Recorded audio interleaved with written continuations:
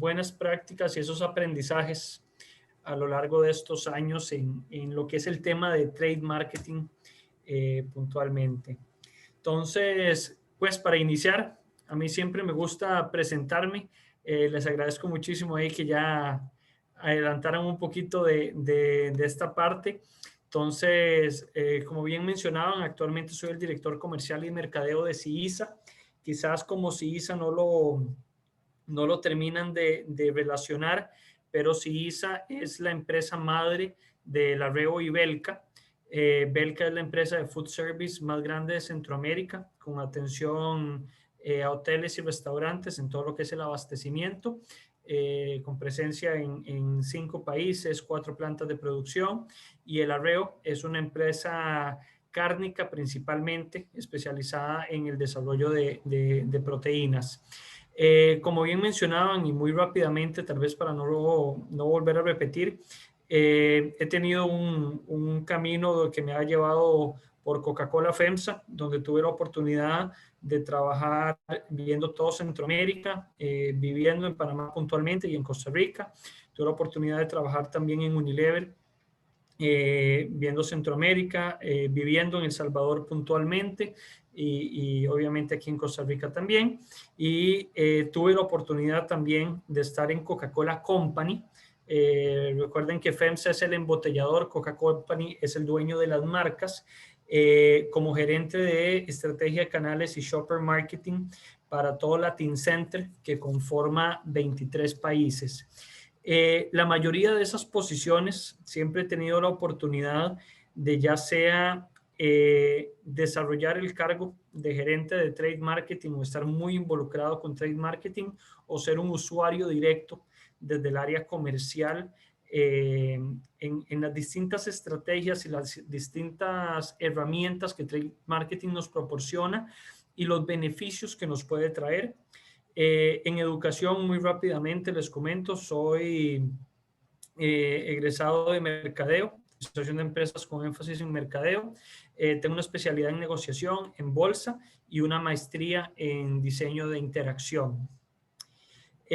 Quizás para entrar ya en materia y poder ir abordando ya los distintos temas, creo que es importante hacer una definición y pensar qué es trade marketing, ¿verdad? Para poder entender bien a qué es a lo que nos estamos refiriendo, ¿verdad? Que cuando hablamos de trade marketing, ¿qué es específicamente lo que queremos lograr con esto? Yo cuando me preparaba para esta presentación hice un pequeño ejercicio y busqué en Google qué era trade marketing. Y de los 4 o 5 resultados que revisé, los 5 me daban definiciones distintas, no necesariamente definiciones equivocadas, pero abordajes distintos a qué es trade marketing. Y esto sucede no solamente en definiciones que uno puede encontrar en línea, sino que esto sucede también en las empresas como tal. Yo, en la experiencia que he tenido, tuve la oportunidad de ser gerente de trade marketing para Unilever, que es completamente diferente a la definición de la gerencia de trade marketing que tuve en Coca-Cola FEMSA en Panamá. Y cuando les hablo completamente diferente, les hablo que mis funciones, por darles un ejemplo, en El Salvador eran funciones similares a funciones de un country manager, donde desarrollaba toda la estrategia comercial que se veía en el país. Tenía a cargo los presupuestos del país como tal, todo el rol estratégico de las marcas, mientras que en Coca-Cola FEMSA trade marketing está muchísimo más enfocado en lo que es ejecución en punto de venta. Por otro lado, tengo la experiencia de haber trabajado con empresas como Demasa, que tiene un equipo de trade marketing muy robusto, que también lo definen como un equipo principalmente enfocado a lo que es ejecución en punto de venta. Entonces, es muy fácil confundirse o es muy fácil tropezarse con distintas definiciones o distintas interpretaciones de qué es trade marketing. Por eso yo quise traerles lo que es para mí trade marketing y lo que a lo largo de estos años o lo que a lo largo de estos años me ha permitido definirlo. Y para mí, básicamente, trade marketing es cómo logramos hacer que nuestros productos sean fáciles de encontrar y que nuestros productos sean fáciles de comprar. Esto, aunque parece una definición muy sencilla, es una definición bastante general que abarca distintos elementos, como por ejemplo lo que les mencionaba hace un rato, que es la ejecución en punto de venta. ¿Cómo hago yo para comunicar mis productos correctamente para que mi cliente pueda navegar por la tienda y los pueda encontrar y su experiencia sea agradable y fácil de comprar, que viene vinculado más a cómo toma mi cliente la decisión de comprar mi producto? ¿Verdad? Aquí estamos ya entrando en un tema distinto en donde yo abordo, por ejemplo, el árbol de decisión del cliente y empiezo a entender qué es lo más importante para ellos. Y entonces digo, bueno, por ejemplo, de nuestra experiencia en Unilever, ¿qué es lo más importante para un cliente? Bueno, el género, ¿es hombre o es para mujer a la hora de comprar un desodorante?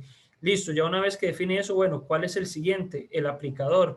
Ya una vez que se define eso, bueno, ¿cuál es el siguiente? Es la fragancia. Y ahí se definen distintos árboles de decisión, que es básicamente cuál es el proceso de selección por el que pasa nuestro consumidor. Entonces, ¿qué debemos hacer nosotros? Nosotros debemos asegurarnos que a la hora de ejecutar y colocar mi producto en una góndola, entiendo perfectamente cuál es ese árbol de decisión que tiene mi cliente y cómo se lo estoy comunicando a él correctamente para que él encuentre el producto que está buscando y su decisión de compra sea muy sencilla. ¿Cuál es el reto más grande que tenemos nosotros para lograr esto? El reto más grande que yo he encontrado a lo largo de los años que tengo yo en estas distintas posiciones es básicamente la saturación de productos. Esto es una foto normal que tomé yo en un estudio que realizamos con Coca-Cola en solamente uno de los pasillos de un mini super en Atillo, aquí en Costa Rica. Vean ustedes la cantidad de productos que hay ahí. Ahora yo les pido que le sumen a eso la cantidad de anuncios publicitarios que vemos todos los días, súmenle a eso la cantidad de vallas publicitarias que vemos en la calle, súmenle a eso la cantidad de información que vemos nosotros en línea. Entonces imagínense ustedes la cantidad de saturación que recibimos nosotros. Eso obviamente no pasa solamente con los productos, sino que pasa también con la saturación en publicidad. Como les mencionaba yo hace un ratito, el tema de vallas publicitarias, el tema de los mismos afiches, vemos MUPIs, al punto de que esta saturación, en lugar de convertirse en un proceso de satisfacción para el cliente, donde el cliente puede venir y decir, wow, excelente, tengo todo esto para elegir, el mensaje realmente que se lleva al consumidor es, no estoy seguro si estoy comprando o si estoy consumiendo la mejor opción. Y eso más bien en la mayoría de los casos genera un proceso de insatisfacción. Y aquí hay un ejemplo, inclusive interesante, en donde no se trata simplemente de la saturación de productos de distintas marcas, sino como en muchas ocasiones es autoinfligido por las mismas compañías, donde uno tiene una saturación de marca de este tipo, no está generando una experiencia más agradable, sino qué es lo que sucede con este tipo de elementos. Cuando la mente humana se satura, digamos, ¿qué significa esto? Cuando la mente humana recibe cierta cantidad de mensajes o cierta cantidad de estímulos, la forma en como ella cognitivamente lo procesa es bloqueándolo. Entonces, en lugar de tener esa experiencia en donde las personas ven toda esa comunicación, en donde las personas ven todos esos productos, lo que sucede es que simplemente bloquean y no procesan ninguno de los mensajes. Entonces, se invierte muchísimo en materiales publicitarios, se invierte muchísimo en packaging, se invierte muchísimo en muebles que al final no están funcionando para nada más que para hacer un PowerPoint que se ve bonito y no necesariamente está generando el propósito que requerimos, que sea que el cliente se informe, encuentre fácilmente el producto y entonces lo pueda comprar de una forma satisfactoria. Hay una experiencia y es algo que yo trato de observar mucho cuando voy a alguna tienda y es ver el comportamiento de las personas cuando están frente a una góndola. Y muchas veces el comportamiento que vemos es donde eligen un producto y conforme se van alejando de la góndola, siguen evaluándola porque no están seguros si realmente están comprando el producto correcto. ¿Por qué? Porque el modelo de navegación de la góndola, porque los materiales que se están utilizando, porque la comunicación que se está utilizando no le está dando a él o a ella la seguridad y la tranquilidad de que lo que está comprando es la opción adecuada para lo que esa persona está buscando. Este es otro ejemplo que a mí me parece muy interesante. Este es del libro de Why We Buy de Paco Underhill, y en donde habla que el hecho de que nosotros tengamos muchos canales de comunicación no significa que nuestro mensaje está llegando de una forma más eficiente. Y esto a mí me hace mucha gracia porque de las distintas experiencias que he tenido yo, cada vez que a mí un equipo de mercadeo me llega a presentar un plan 360, lo primero que pienso yo es, este equipo no tiene la menor idea de a quién le está hablando, no tiene la menor idea de cuáles son los canales relevantes, entonces simplemente decidieron dispararle a todo el mundo y pedirle a Dios que alguno de los canales calce. Hay de hecho una frase muy interesante que dice que el 50% de toda la inversión que se genera en comunicación, ¿verdad? De las distintas formas, ¿verdad? BTL, ATL, se pierde, pero nadie está seguro cuál 50%. Por ende, todas las empresas continúan invirtiendo como lo han venido haciendo siempre, porque hoy día, al no haber un proceso adecuado de diseño, de ejecución en la comunicación que se da en punto de venta, entonces no están seguros realmente si se están haciendo las cosas de forma correcta o cuál es el canal que está haciendo las cosas de forma correcta. Por eso yo, para esta presentación, justamente lo que les quiero trasladar, aparte de lo que les comentaba, sobre cuáles son las principales problemáticas con las que nos enfrentamos a la hora de diseñar una estrategia trade marketing, es cuáles son las metodologías que considero yo que a lo largo de mi experiencia son las que mejor funcionan para desarrollar una estrategia de trade marketing correcta. No necesariamente son las más rápidas, no necesariamente van a ser las más baratas, pero es la única metodología que he encontrado yo que realmente garantiza y asegura que lo que nosotros comuniquemos esté llegando de forma correcta a nuestro consumidor, que es lo más importante. Esta imagen que yo les muestro aquí la colocaba después de las dos frases que les ponía arriba de cómo la saturación genera ceguera y cómo el hecho que nosotros tengamos muchos canales no garantiza que nuestro mensaje está llegando de una forma más eficiente. Y esto es porque en el estudio que les voy a mostrar a continuación, uno de los procesos de investigación que nosotros hicimos fue validar justamente y hacerles entrevistas a las personas en punto de venta. Y en este caso particular, nosotros tomamos a este señor de espaldas a la pared, de espaldas a las rejas, y le preguntamos que si él recordaba algún material publicitario. Y él nos respondió que no, que él cree que no había ningún material publicitario en la tienda, en esta misma tienda, en este mismo momento. Entonces, eso nos permitió evidenciar cómo las personas, en muchas veces nosotros saturamos, ¿verdad?, a nuestros consumidores de mensajes entre las distintas empresas, ¿verdad? Eso no es responsabilidad, es solamente una.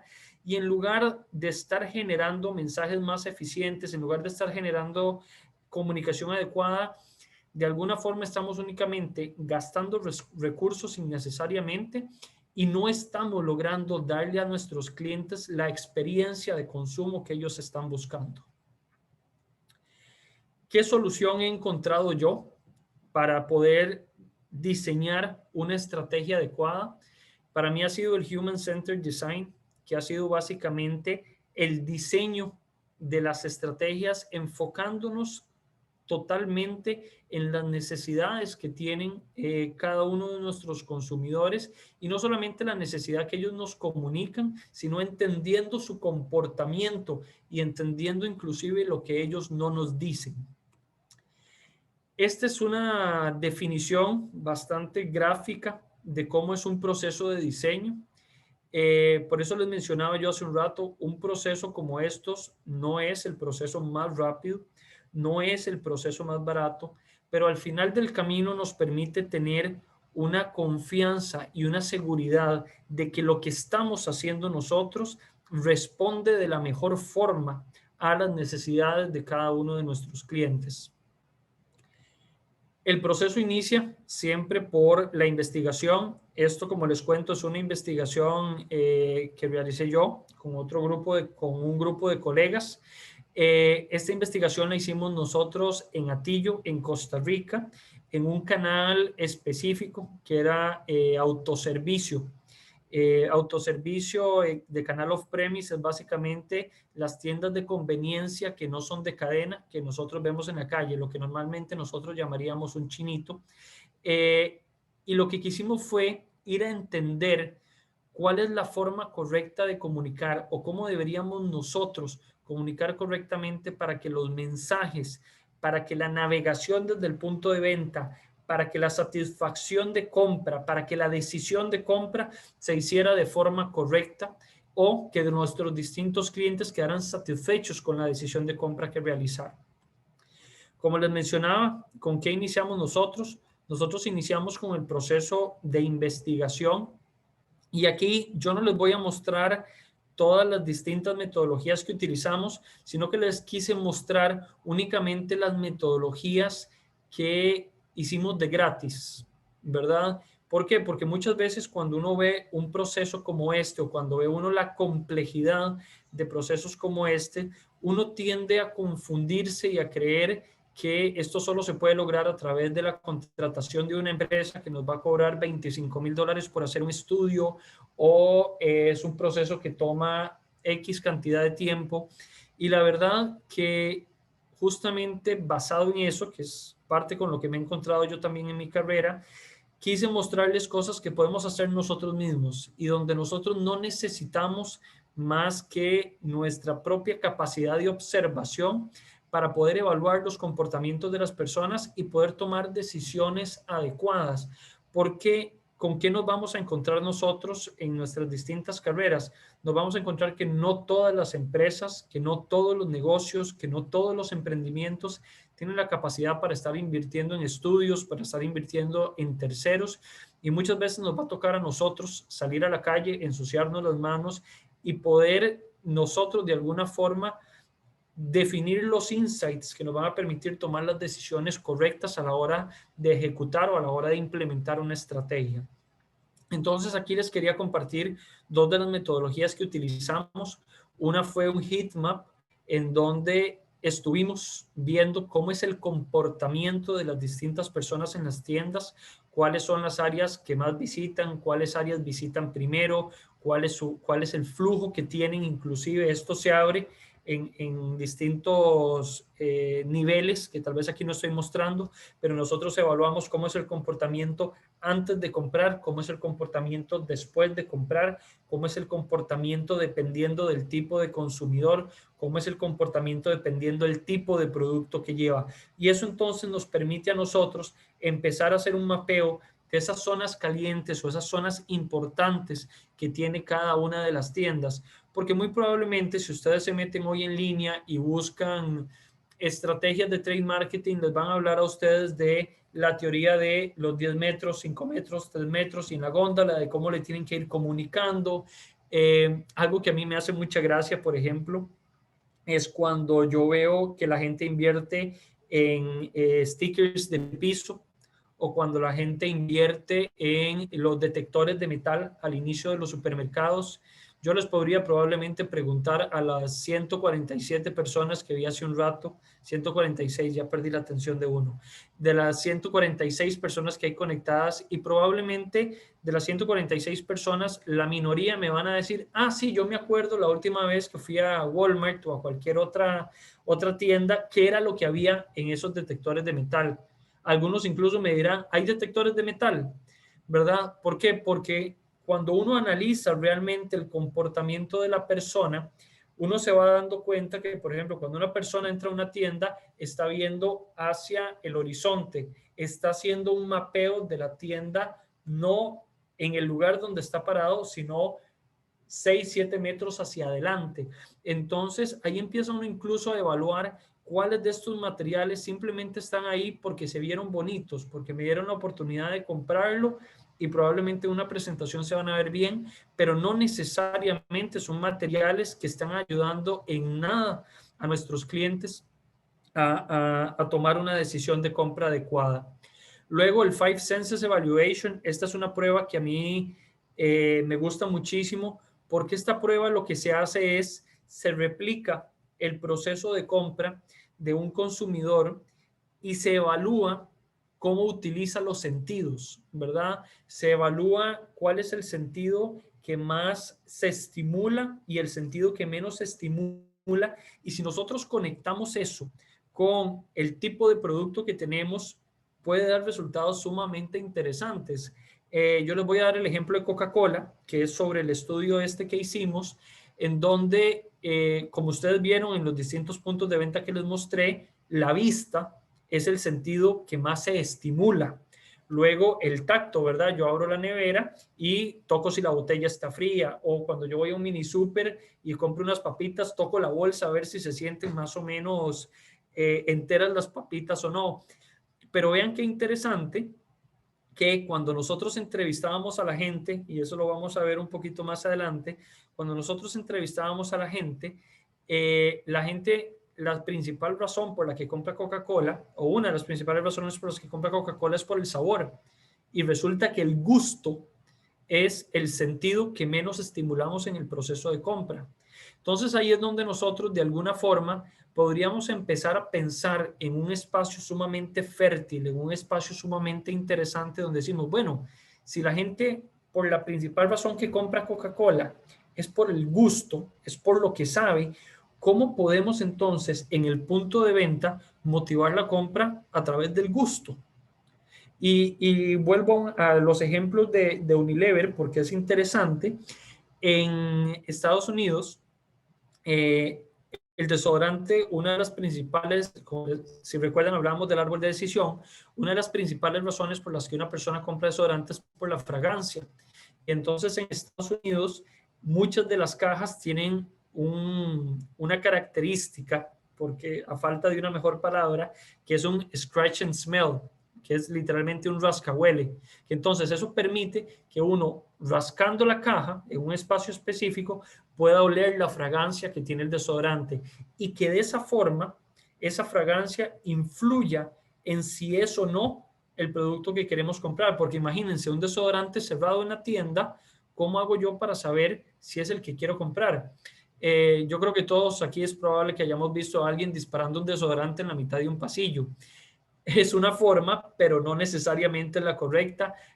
Ahora se utilizan materiales como glorificadores, donde hay un desodorante ahí colocado y entonces la gente lo puede disparar, lo puede utilizar para oler la fragancia.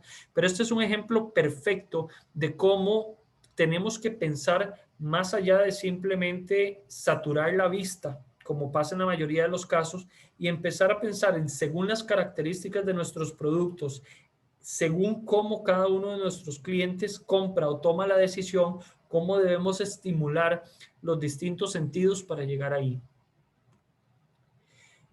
Este es un pequeño resultado esto se llama Consumer Personas, y lo que hace básicamente es consolidar las distintas personas, ¿verdad? No, esto no es una persona específica, sino es el consolidado de una serie de características donde buscamos definir cuál es el tipo de persona que compra en los distintos establecimientos. ¿Y qué es la parte que a mí me parece más interesante de esto? Yo les contaba que este estudio se corrió en Costa Rica, en Atillo, en el mismo periodo de tiempo, en Canal Autoservicio, en Minisur, de no cadena, que uno pensaría, bueno, yo voy a ejecutar ese canal en Costa Rica de esta forma, pero vean que tenemos 4 personas completamente diferentes que toman decisiones de formas completamente distintas, que tienen motivadores distintos, que tienen recursos distintos, que tienen capacidades distintas. Entonces ahí es donde nosotros tenemos que empezar a cuestionarnos nosotros mismos de cómo estoy ejecutando el punto de venta y si yo realmente estoy respondiendo a las necesidades de todos mis consumidores. Y este es un error que yo vi en Coca-Cola, es uno de los primeros errores que yo intenté abordar cuando entré a la empresa, tanto desde Coca-Cola FEMSA como desde Coca-Cola Company, en donde nosotros tenemos que dejar de generalizar y tenemos que empezar a buscar ese abordaje más personal a las distintas necesidades que tienen las personas. Y aquí la tecnología empieza a jugar un rol sumamente importante y lo vamos a ver un poco más adelante, cómo vamos abordando y cómo vamos integrando la tecnología en los puntos de venta para mejorar esas experiencias y cómo hasta tratamos de mejorar ese consumo, esa comunicación que le damos a los consumidores. Entonces aquí, ¿qué idea quisiera yo que se llevaran ustedes de esta imagen?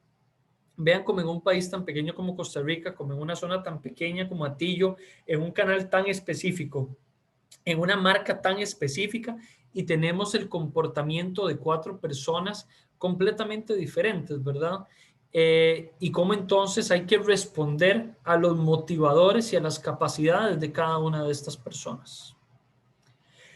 Aquí es tal vez un mayor detalle del recorrido de cada una de estas personas, ¿verdad? Tenemos la madre de 5, que le llamábamos aquí arriba Emilia, tenemos el transeúnte que le llamábamos José y tenemos el trabajador de la zona que le llamábamos Javier, si no me equivoco, sí. Como les digo, esto no es una persona específica, sino es un acumulado de características que son las que nos permiten entonces determinar cómo y dónde debemos ejecutar y comunicar en el punto de venta, qué planes debemos hacer, qué es lo que motiva a cada una de estas personas para poder enfocar nuestros esfuerzos, nuestras inversiones en desarrollar esos mensajes claves, ¿verdad? Aquí tal vez no me voy a detener necesariamente en cada uno de estos, pero sí para mí es muy importante que ustedes puedan ver cómo el proceso de compra, el análisis de compra, el transporte que utilizan, la definición, se vuelve relevante a la hora de decir dónde y cómo voy a ejecutar para que los mensajes lleguen correctamente a mi consumidor. Una vez que nosotros terminamos el proceso de investigación, nosotros pasamos a un proceso de ideación, prototipado y validación de concepto. ¿Qué significa esto? Nosotros, una vez tenemos definido cuál es nuestro consumidor, una vez sabemos quién es esta persona o estas personas a las que nosotros queremos venderle nuestro producto o las personas que están buscando nuestro producto, nosotros entramos en un proceso de ideación donde ninguna idea es mala, donde ninguna idea es tonta y empezamos a evaluar distintos procesos, distintas ideas. Les cuento una de mis favoritas que lamentablemente no llegó a suceder y para doña Emilia, que era la persona que caminaba a la tienda, en algún momento pensamos, ¿por qué no utilizamos a los perritos de la calle? Les hacemos un chaleco especial y que ellos ayuden a doña Emilia a llevar una Coca-Cola de 3 litros que se le hace pesada a doña Emilia o a un niño que a veces envían a comprar. Entonces, ¿por qué no le damos trabajo a esos perritos de la calle y los ponemos a ayudar a los clientes? al final, obviamente, este proceso de 196 ideas, donde aparecen ideas tan interesantes, tan creativas como esas, siempre pasan luego por un proceso de definición para ver justamente cuáles de esas ideas pueden trasladarse a una solución o deben trasladarse a un prototipado para ya llevarlo a validarlo con el cliente. Entonces, por ejemplo, nosotros pasamos de estas 196 ideas que tenía, las pasamos por 3 filtros. Uno estaba relacionado a comunicación. Nosotros este proyecto lo estábamos enfocando mucho en cómo debíamos nosotros comunicar correctamente a nuestros clientes, como les mencionaba un rato, para que ellos puedan encontrar y comprar el producto que están buscando. Como les mencionaba, nuestro objetivo final es comunicarle al cliente, es ayudarlo a navegar por esa saturación de productos, por esa saturación de materiales publicitarios que hay, ayudarlo a llegar al producto que realmente busca y comunicarle cuáles son esos elementos claves que necesita para definir y para asegurarse que su compra es la correcta. El otro punto que nosotros, el otro filtro que pusimos nosotros fue si adecua al punto de venta y permite la masificación. Solo para contarles o darles un ejemplo, cuando yo estaba en Coca-Cola, entre los 23 países que yo tenía a mi cargo, teníamos más de 1 millón de puntos de venta. Entonces, aunque hay ideas que a veces son súper interesantes, nosotros teníamos que pensar, y era una característica específica de este proyecto, que es parte de lo que nosotros tenemos que evaluar, en qué canal estoy hablando. Y para nosotros era importante que pudiera masificarse. Ahora, es muy probable que si ustedes están trabajando de tiendas especializadas, un filtro como masificación no es relevante. Si ustedes dicen, no, es que lo que yo estoy vendiendo son joyas de muy alto valor, entonces voy a tener muy pocos puntos de venta muy especializados, bueno, entonces ahí el filtro es completamente diferente y tenemos que tomar entonces ideas distintas. Y el tercer filtro es crea interacción con el consumidor. Digamos, logramos nosotros que el consumidor interactúe con la marca en el momento que llega al punto de venta. A partir de estas ideas, ¿qué fue lo que hicimos? Nos pusimos a prototipar y nos pusimos entonces a desarrollar cada una de estas ideas. Y aquí nuevamente les quise mostrar estas imágenes, aunque los dibujos no van mucho más allá. Ya esto es un prototipo, ya esto es una idea, ya esto nos pone un paso más cerca de a dónde queremos llegar. Y esto nos permite a la vez empezar a identificar las distintas características que deben tener cada uno de los productos. Entonces ya aquí estamos viendo la primera etapa de prototipado, que luego pasa a hacerse en un prototipo físico. Y recuerden, aquí todavía todo esto fue hecho por el equipo que estuvo trabajando en este proyecto. El prototipo que ustedes ven a su izquierda, el que dice Super Ulloa, fue un prototipo que hicimos de cajas de cartón con imágenes que tomamos durante la investigación. El de la derecha son fotocopias que sacamos igual en una caja de zapatos que convertimos en una nevera. Esto justamente para poder salir nosotros a la calle y evaluar con el consumidor cuáles le gustan, cuáles no les gustan, cuáles ven bien, cuáles no ven bien, cuáles son prácticas, cuáles entienden, cuáles no están entendiendo. Por ejemplo, el de la izquierda, y aquí me devolví para mostrarles el que dice Super Ulloa, cuando nosotros hicimos la verdad que yo me sentí súper orgulloso. Yo dije, ya lo hicimos, esto era lo que necesitamos, hicimos una fachada interactiva, me parece buenísimo. Ese día nos fuimos a tomar un trago, jurábamos que habíamos logrado el propósito que nos habíamos puesto. Pues resulta que las luces durante el día son poco prácticas. Realmente el efecto dominante o el efecto diferenciador de la luz en una pared tan saturada como la desde el punto de venta se pierde. Entonces, esa idea que veíamos nosotros, increíble, que nos iba a asegurar y que nos iba a sacar a los pobres, dimos cuenta que no era lo que necesitábamos y no era práctico para el punto de venta.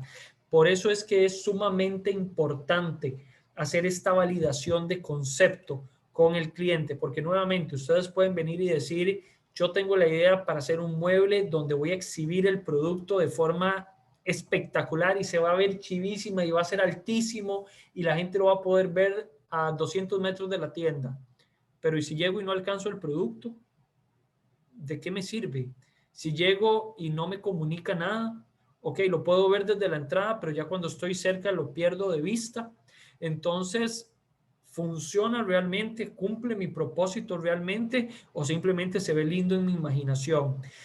Entonces, este proceso de validación y de entender con el consumidor si realmente se siente confiado con lo que está viendo, si realmente se siente la confianza de interactuar con lo que está haciendo, es lo que nosotros estamos buscando en esta validación. Recuerden que al final de nada sirve que un material, que un plan se vea bonito en un PowerPoint si el cliente no lo entiende, si el consumidor no puede interactuar con él, si no ven un beneficio ejecutado. Muchas veces, y este es un error que se comete mucho, como nos volvemos expertos en la materia de las distintas empresas en las que trabajamos, pensamos o asumimos que todo el mundo es experto también. Entonces muchas veces uno decía, no, pero es que yo voy a decir, y nuevamente esto es un ejemplo de Unilever en desodorantes, yo voy a decir cuáles son fragancia, cuáles son protección, cuáles son cuidado y cuáles son X. A ver, si yo vengo y me paro frente a una góndola, si yo no sé nada de desodorantes y me paro frente a una góndola y a mí la góndola me la dividieron en fragancia, protección y cuidado, realmente lo entiendo. Puedo suponer algunas cosas, pero la pregunta es, ¿realmente lo estoy entendiendo? ¿Realmente le estoy facilitando a alguien que pueda comprar los productos de mejor forma? Entonces yo con mi equipo bromeábamos y yo les decía, vean, en lugar de tener fragancia, protección y cuidado, deberíamos de tener, si voy para una cita, cuando hago ejercicio y si tengo irritadas las axilas. De esa forma, comunico correctamente y por lo menos dejo bien clara, dejo bien definida la misión o el propósito del producto y facilito la compra. Y hacia acá es hacia donde nosotros queremos llegar. De nada me sirve tener algo súper técnico si las personas no lo van a entender, a pesar de que se vea muy lindo en el PowerPoint. Y bueno, ¿qué hicimos nosotros entonces? Nosotros salimos a la calle, evaluamos cada uno de los prototipos y fuimos a identificar de todos los prototipos que le presentamos a los clientes, cuál era el que más les gustaba. Teníamos un botón de compra, teníamos una nevera interactiva, teníamos la fachada interactiva y teníamos un sampler. Yo no sé si ustedes recuerdan que habíamos hablado del gusto. Entonces, este de aquí, que también prototipamos, era, imagínense, como una máquina de estos chicles que son una bolita, pero de gomitas con sabor a Coca-Cola. Al final, por distintas razones, y cuando lo evaluamos en el punto de venta, por ejemplo, el sampler, que al inicio sonaba muy bien porque trabajaba al gusto, porque generaba interacción, por distintas razones, el mismo detallista nos dice, vean, a mí no me gusta porque ¿quién va a rellenar eso? ¿Quién lo va a cuidar? ¿Qué pasa si se ponen malos los confites? ¿Quién tiene que poner los confites? Entonces, tenemos incluso que evaluar ese tipo de complejidades de las personas que van a ejecutar o que van a trabajar con ese producto en la tienda.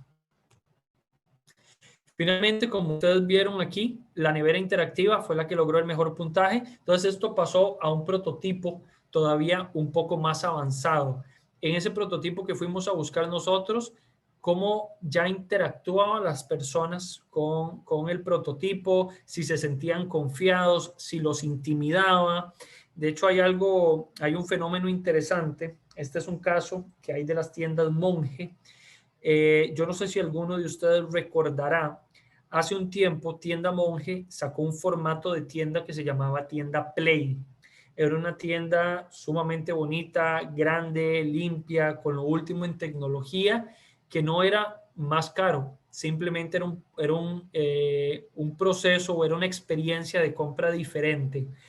Y resulta que Tiendas Monge, el resultado que tuvo es que la gente no entraba a la tienda porque como la tienda era tan bonita, era tan grande, era tan limpia, sentía que iba a ser más caro.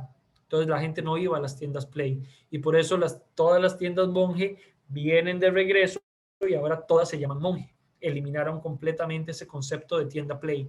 Entonces, parte de lo que nosotros tenemos que entender, parte de lo que nosotros tenemos que experimentar con el consumidor es cómo lo percibe, porque en muchos casos la tecnología, nuevamente, aunque se vea interesante, aunque se vea bonita, aunque nos creamos sumamente innovadores, corremos el riesgo de que sea intimidante para las personas. Siempre hay una barrera de adopción a la tecnología. Entonces nosotros inclusive en la segunda foto, donde me veo vestido muy formalmente, una de las cosas que nos dimos cuenta fue, por ejemplo, que las burbujitas que habíamos diseñado no se veían como algo que uno podía estripar, no se veían como algo que uno podía tocar.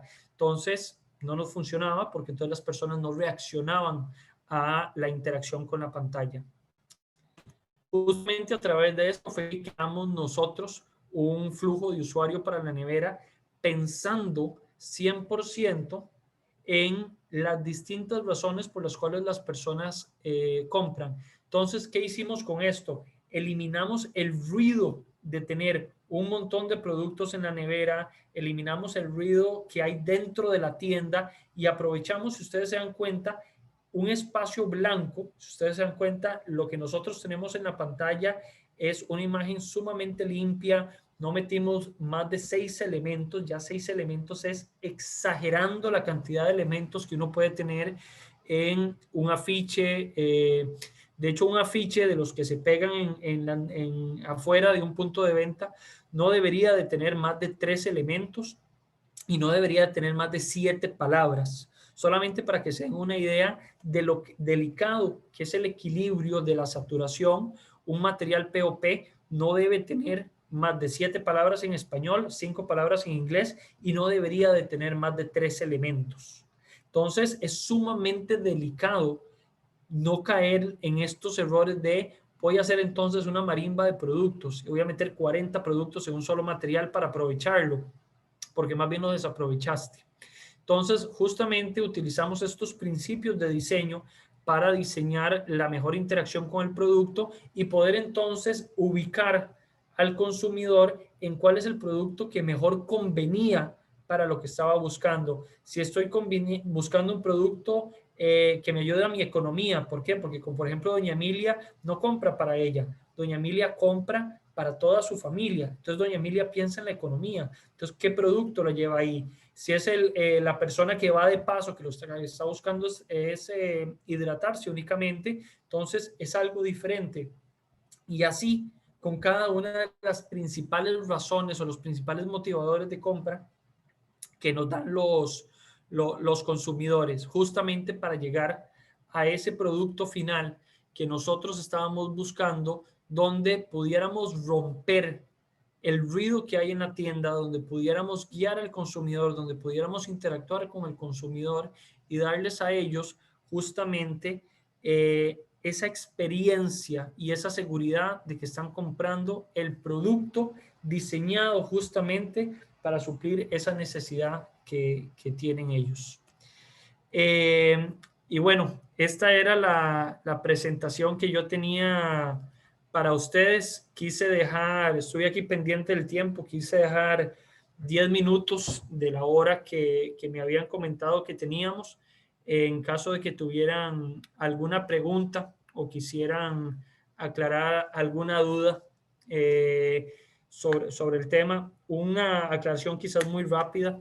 Trade marketing es un tema que no es solamente comunicación. Obviamente hay planes comerciales, se tienen que evaluar estrategias de precio, pero de alguna forma eso todo cae o todo se termina consolidando en cómo lo comunicamos correctamente a nuestros clientes para que sepa que está ahí y que sepa que lo puede comprar y va a tener ese beneficio. Entonces, por eso quise darle quizás un poquito más de foco a la parte de comunicación. Y pues Espero que haya sido, a pesar de que un poco rápido, espero que haya sido claro para todos. Muy bien, muchas gracias. Siempre ver un caso de éxito y todo el proceso por el que se tiene que pasar para llegar a una idea e implementarla es siempre un aprendizaje increíble. Así que bueno, vamos a abrir espacio para preguntas. ¿Tienen alguna pregunta? Yo tengo una pregunta. Sí, Andrea. Bueno, mi pregunta es, ¿la única forma de comunicar bien es con esa investigación de mercado, con encuestas y solo con mi público meta, digamos? Es mi única forma de, o sea, yo no puedo decir voy a comunicar de tal forma, es solo sabiendo qué piensan mis clientes, digamos. A ver, yo no te diría que es la única forma, pero sí te diría que tenés mayor probabilidad de éxito. Si vos decís, ¿verdad? Yo voy a comunicar solamente en redes sociales, y aquí les voy a dar un ejemplo de mi trabajo actual. Nosotros tenemos redes sociales, son probablemente una fuente de información para algunas personas, pero el 75% de mis clientes se informan a través de WhatsApp, no a través de redes sociales. Y la fuente de comunicación es a través del mensaje que le mandan los vendedores, los shoppers, los distintos materiales que creamos nosotros en WhatsApp. Entonces, vos perfectamente podés decir, yo quiero comunicar en redes sociales, y no significa que vaya a ser un esfuerzo 100% perdido, pero yo te diría que vas a tener la duda o el riesgo, mejor dicho, de que la comunicación que estás diseñando no necesariamente va a llegar a tu consumidor o va a llegar con la relevancia que necesitas. Dale, muchas gracias. Un gusto. Bien. Nicole. Buenas noches. Sí tenía una consulta. Cuando estaba hablando de la parte de investigación, estaba hablando sobre, creo que fue como el gráfico que decía Five Senses Evaluation, ¿verdad? Ajá. Entonces salía la parte de sonido. ¿Cómo es que se puede estimular el oído cuando se están haciendo las compras, digamos, o cómo lo evaluaron esa parte? Mira, esa evaluación yo siento que le hace falta una dimensión, y eso es si la estimulación es positiva o negativa. En este caso, puntualmente que nosotros investigamos, lo que vos evalúas es cuánto se estimulan los sentidos. Y en las tiendas, si vos entras a un mini super de estos tradicionales, hay mucho ruido. Entonces, de alguna forma, tu oído está activo y hay ruido de fondo, pasa un camión frenando y altera todo. Entonces, de alguna forma es cuánto se estimula, pero te voy a responder justamente la pregunta que me haces. En República Dominicana, ahora que estuve en Coca-Cola Company, nosotros lanzamos ahí los sabores, lo que en Coca-Cola se llama sabores, que para nosotros es Fanta. Ahí se llaman bachata, se llaman dembow, se llaman así como cualquier cosa que Sebastián Yatra vaya a cantar, o Maluma. Entonces, yo lo que le propuse a mi equipo fue, si estamos sacando sabores que se llaman dembow, que se llaman bachata, que se llaman cualquier otra cosa, ¿por qué mi nevera no puede tener música? ¿Verdad? ¿Por qué no complementamos esa experiencia del nombre de la bebida? ¿Por qué no capitalizamos sobre la cultura que hay ahí y yo le pongo música a mi nevera? Y es una forma, no llegué a verlo, la verdad que con todos los cambios que tuvimos que hacer por la pandemia, no llegué a ver ese proyecto suceder, pero yo creo que esa es una forma muy interesante de cuando vos entras y estimulas el oído. En los supermercados, y este es otro ejemplo que yo creo que vivimos todos los días, pasa mucho que hay, cuando nos los tratan de vender a las empresas, ellos le llaman radio interna. Ustedes probablemente van a Walmart y escuchan música en la tienda, y de vez en cuando te lanzan ahí un mensajito de una promoción, un mensajito de un producto que está en descuento. Entonces, de esa forma puedes estimular también el oído. Entonces, Creo que son dos formas que te pueden funcionar. No necesariamente, y yo creo que esto lo conecto con la pregunta que hacía Andrea, no necesariamente porque exista significa que funciona. Yo, por ejemplo, pienso en mi experiencia y creo que nunca en mi vida he tomado una decisión basado a lo que me gritan en la tienda. Entonces, ahí es donde yo creo que uno tiene que evaluar cuáles de esos canales, a pesar de que existan, están cumpliendo el rol correcto. Muy Gracias. bien, muchas gracias. Voy a darle la palabra a Sebastián y también nos están entrando algunas preguntas por chat. Entonces, Sebastián. Buenas noches. Basado en su experiencia y conocimientos, ¿usted diría que lo que sería el Catman o el Category Management está relacionado con trade marketing o son cosas totalmente distintas? No, yo creo que sí está directamente relacionado. El cómo ejecutas el producto en la góndola, el cómo navegan las personas la góndola, es sumamente importante. Y yo creo que asimismo hay que entenderlo al consumidor para poder hacer el acomodo del producto de forma correcta. Ahora, te digo, yo creo que esto es una parte de toda la ejecución y te voy a explicar por qué.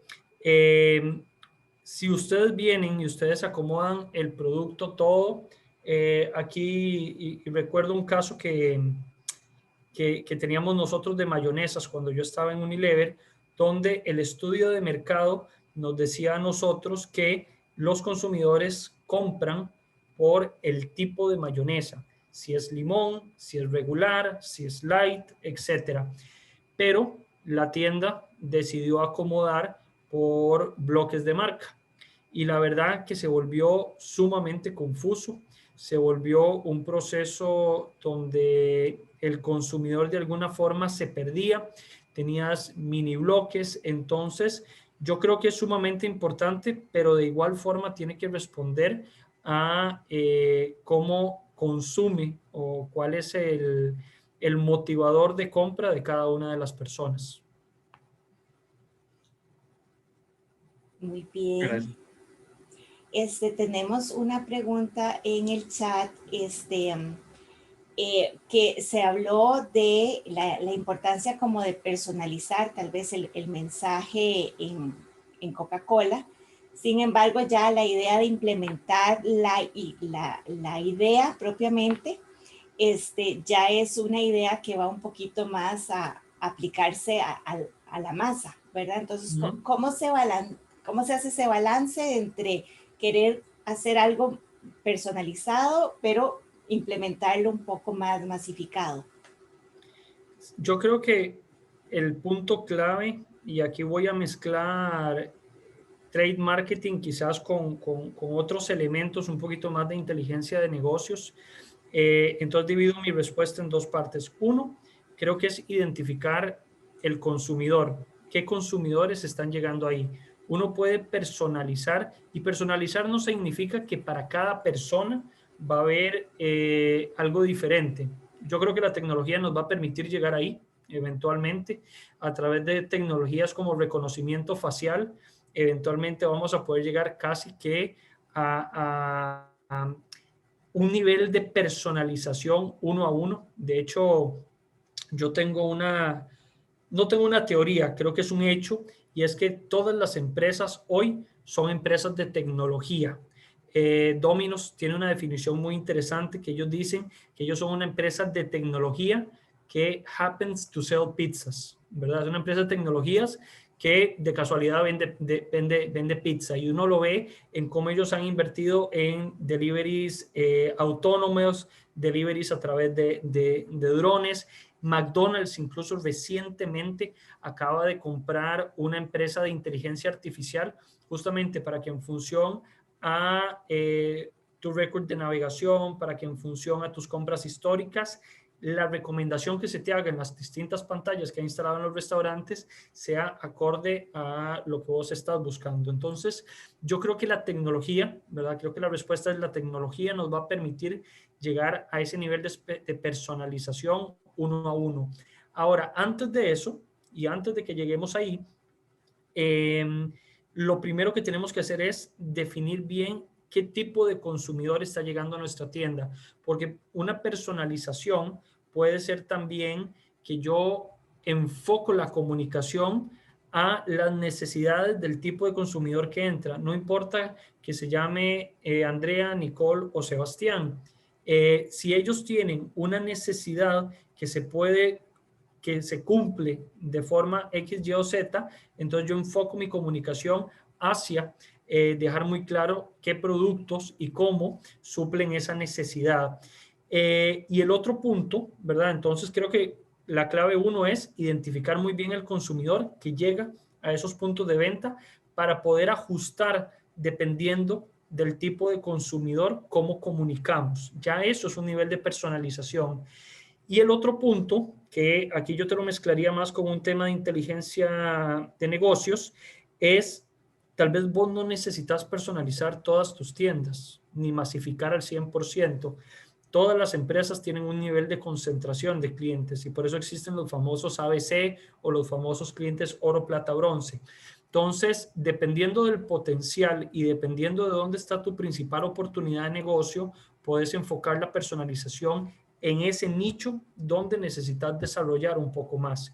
Entonces, si vos me decís a mí, si yo estuviera todavía en Coca-Cola y ustedes me dicen, bueno, ¿qué necesitamos personalizar nosotros o en dónde necesitamos invertir más? Pues necesitamos ampliar nuestra participación en mercado en jugos. Entonces, yo puedo invertir un poco más y tratar de hablar de una forma más personalizada hacia los consumidores de jugo que a los consumidores de Coca-Cola, donde ya es una marca mucho más madura y hay una base de consumo mucho más sana. Entonces, creo que son dos formas. Uno, como te mencionaba, identificando el tipo de consumidor que va a las tiendas y hablando de forma directa a las necesidades que tienen ese consumidor, a los motivadores de compra de ese consumidor, y ve que no penses en que vos tenés que hacerlo todo igual, porque como hay distintos tipos de personas, hay distintos tipos de punto de venta y no necesariamente necesitas invertir de la misma forma en todos, porque el potencial que te va a generar cada uno de ellos es distinto. Muy bien, voy a darle la palabra a David. Gracias, profe. Manfred, tenía una duda. Vos mencionabas que, en el caso de Coca-Cola, un filtro era que buscaban la masificación, pero me llamó la atención que dijiste que ese tipo de estrategia no se aplicaba como si fuera el caso de joyas o algo así. No sé si usted tiene algún caso de algún producto o alguna estrategia que usted tuvo que hacer que era para un público así muy selecto, digamos. Qué buena pregunta. Es que la mayoría de las empresas en las que he estado han sido de consumo masivo.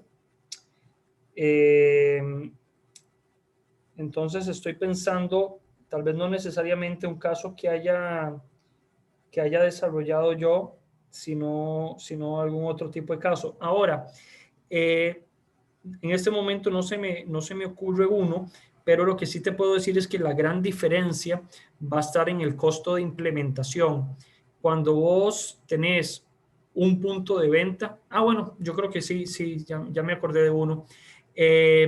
Cuando estaba en Coca-Cola Company, estuve en Coca-Cola recientemente, a inicios bueno, ya no recientemente, a inicios del 2020, estuve en Colombia y estuve en un punto de venta que la cadena, que ahorita no quiero decir el nombre, no porque sea confidencial, sino porque no me quiero equivocar y no me acuerdo bien el nombre de la cadena, hizo un Smart Store. En ese Smart Store, la tienda era, digamos, intentaron hacer algo similar a lo que hizo Amazon en sus tiendas que no tienen personas. Entonces, habían cámaras en todas las góndolas, había un asistente virtual. Entonces, yo me paraba en algún lugar de la tienda y le preguntaba al tienda y le pedía que ¿dónde está el maní? Y entonces el asistente virtual me guiaba y me decía dónde podía yo encontrar el maní.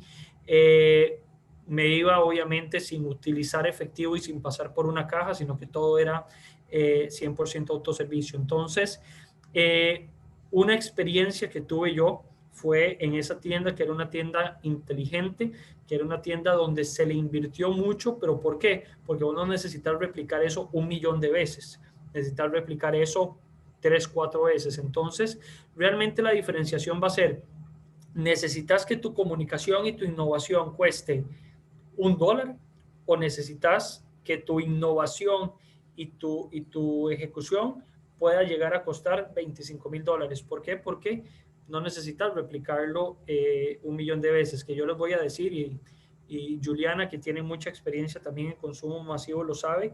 A veces cuando uno piensa en ejecuciones de $1, estás hablando de sumamente caro. Cuando nosotros necesitamos masificar y nosotros necesitamos llevar a muchos puntos de venta, a veces estamos hablando de 25 centavos. Ahora les voy a explicar, porque yo sé que es probable que les genere la duda, que ustedes digan, bueno, esa pantalla entonces claramente no era masificable porque costaba más de $1. Tal vez aquí el punto es, ligado a la pregunta anterior, no necesariamente lo ibas a ejecutar en todos los puntos de venta. Y B, Coca-Cola tiene una base de activos de neveras sumamente grandes. Entonces, el costo de masificación o el costo de implementación de esta plataforma, nosotros lo habíamos calculado de forma tal que estuviera por debajo del costo de mantenimiento o de actualización de esas neveras. Entonces, dentro de un presupuesto ya existente, que era sumamente grande, que era de más de $2 millones por país, nosotros introducíamos la mejora, introducíamos el desarrollo de esta plataforma. No sé si logré responderte. Sí, muchas gracias. Gusto. Excelente. Por aquí en el chat nos preguntan que para una empresa pymes, ¿qué compañías recomendaría en Costa Rica que tengan propuestas que sean eficientes en la comunicación? Además también en estrategias de trade marketing. Vean, para una pymes, y bueno, yo he tenido bastante experiencia como emprendedor. Para una pyme yo les diría, traten de hacer ustedes mismos lo más posible el análisis, y por eso les ponía yo el ejemplo de cosas que puede hacer uno mismo. Las empresas que uno puede contratar para hacer este tipo de cosas, que hay muchas muy buenas. Está, por ejemplo, se pueden contratar desde agencias de publicidad. Yo trabajo mucho con Lateral Thinking, he trabajado con Leoburnet, he trabajado con Ogilvy, he trabajado con empresas de investigación de mercado, como por ejemplo en Costa Rica Dicterineira, Unimer, Nielsen, pero eso es para otro tipo de estudios, Vox Populi.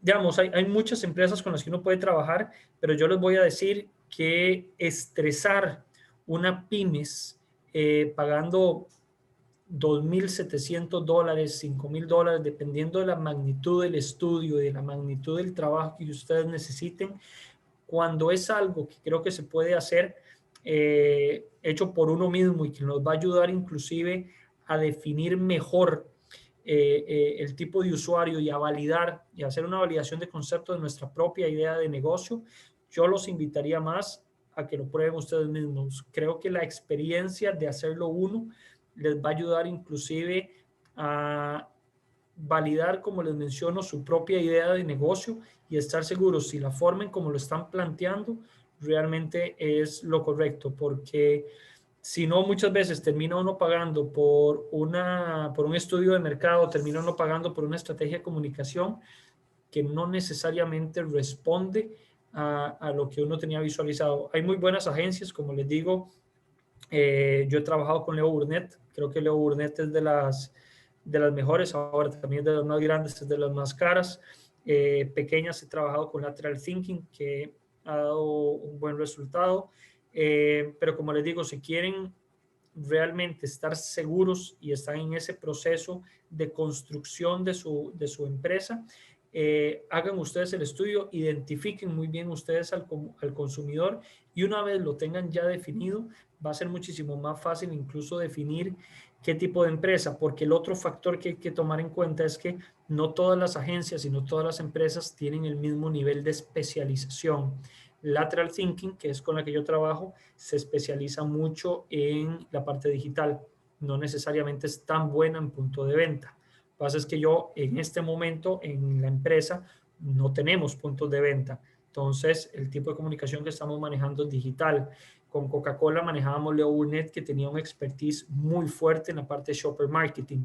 Entonces, servía eso. Entonces, es importante nuevamente que ustedes definan su consumidor y en función al canal a través del cual se informa el consumidor y dónde toma la decisión de compra el consumidor, busquen esa gente que se especializa en eso, porque como les digo, tienen distintas fortalezas y creo que no existe la agencia perfecta para todo. Muy bien. Bueno, yo creo que en el chat ya no tenemos otra pregunta. No sé si algún otro compañero quiere aprovechar.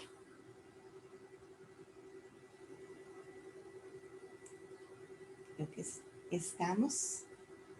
Perfecto. Muy bien. Bueno, agradecerle nuevamente, don Manfred, por este espacio y por todo lo compartido. Súper. Ojalá Así les es. haya servido y bueno, ahí cualquier cosa que necesiten, por aquí estamos. Muchas gracias. Gracias a usted y gracias a todos los que nos acompañaron. Gracias. Muchas gracias. Hasta luego. Hasta luego. Muchas gracias, hasta luego. Gracias. Gracias. Muchas gracias. Buenas noches. Buenas noches.